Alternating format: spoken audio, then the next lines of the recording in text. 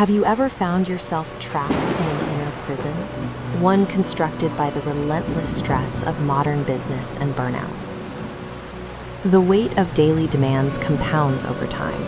The volume of emails, deadlines, and decisions begins to pull at your focus like invisible chains, restricting your ability to breathe. Eventually, you hit the midnight phase.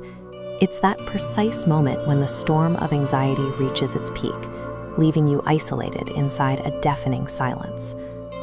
While sleep can heal the body, soul tiredness remains, a persistent drain on your internal reserves that continues long after the lights go out.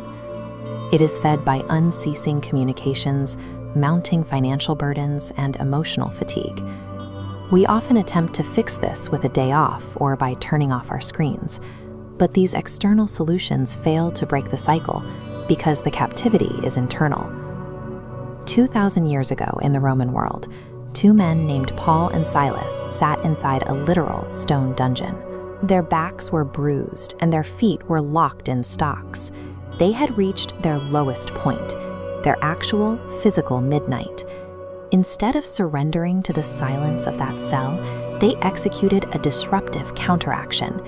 They intentionally released a rhythmic melody of prayer and praise into the darkness. The rhythmic nature of a song introduces an external frequency into a mind trapped in a loop of panic.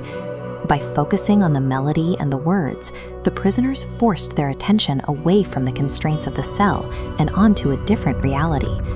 By choosing to sing instead of sitting in silence, they mounted a tactical strike against the environment holding them captive.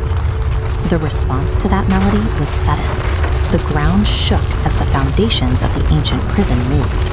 Immediately, the heavy iron doors flew open. At that same moment, the chains fell off every prisoner in the cell block, men who had been quietly listening to the song. There is a specific detail in the timing of this event.